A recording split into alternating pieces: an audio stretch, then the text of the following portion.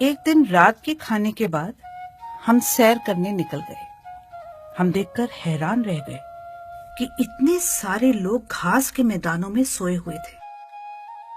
हमें बताया गया कि बेशक डेरे में बहुत सी रिहायशी इमारतें बन गई हैं और भी इमारतें लगातार बनाई जा रही हैं, फिर भी निर्धारित सत्संगों के दौरान इतनी भारी संगत के लिए ये रिहाइश कम पड़ती जाती है, लेकिन किसी को वापस नहीं मोड़ा जाता और ना ही और ज्यादा आ रही संगत को किसी हालत में डेरे आने से रोका जाता है।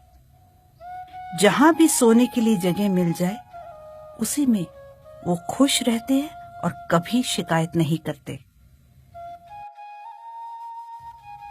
मुझे कुछ ऐसी अभ्यासी रूहों से ईर्ष्या हो रही थी जो शायद पूरा दिन सेवा या सफर करने के बावजूद चादर लपेटकर भजन सिमरन में बैठी थी। सतगुरु अक्सर कहते हैं कि जब वे उन आज्ञाकारी शिष्यों को इतने शोरगुल के बावजूद भजन में बैठे हुए देखते हैं तो उन्हें बड़ी खुशी होती है। वे हमें याद दिलाते हैं कि वे ही असली शिष्य हैं, असली सेवादार हैं और वे ही असल मायने में सबसे ऊंची सेवा कर रहे हैं।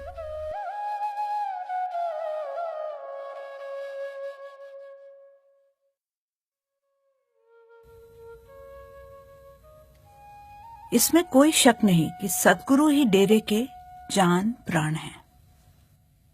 लेकिन मैं सोच रही थी कि जब सतगुरु यहां नहीं होते तो डेरा कैसा लगता होगा।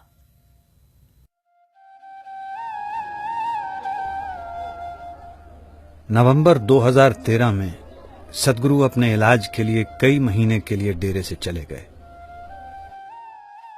यह सूचना दी गई कि फरवरी 2014 तक ब्यास और भारत में सभी निर्धारित सत्संग रद्द कर दिए गए हैं। ये चौंका देने वाली खबर थी, क्योंकि मौजूदा सतगुरु के कार्यकाल में सत्संगों को कभी रद्द नहीं किया गया था। अक्सर दिसंबर के महीने में डेरे में बहुत चहल पहल, जोश और खुशी का माहौल होता है, लेकिन उस साल डेरे में सूनापन और उदासी छाई हुई थी। ऐसा महसूस हो रहा था मानो डेरे के जान प्राण यहां से चले गए हैं।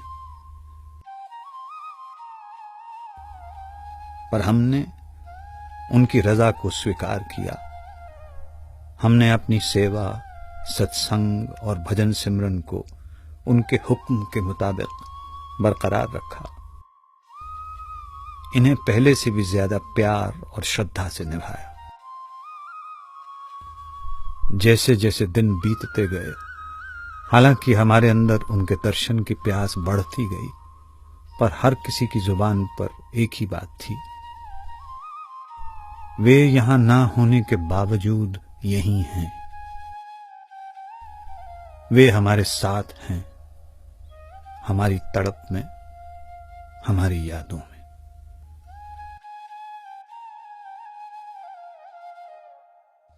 हुजूर महाराज जी ने जुदाई की अहमियत को इस तरह बयान किया है। Somebody asked Meera. Meera was in love with her Guru. He says, why don't you forget him?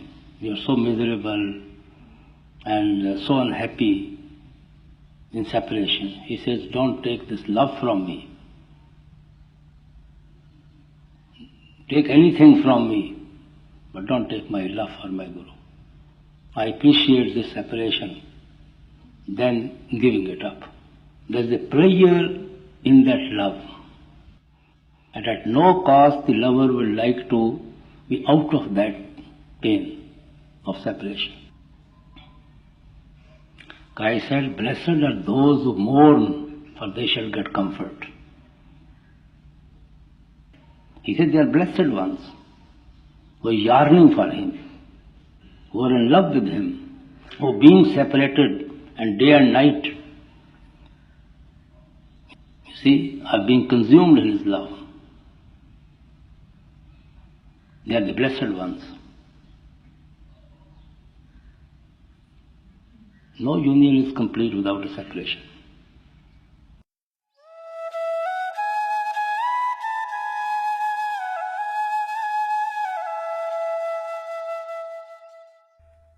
आखिर जब सतगुरु डेरे वापस आए तो संगत में खुशी की लहर दौड़ गई और सब ने सुख की सांस ली और हम अकेलेपन के उन दिनों को भूल गए।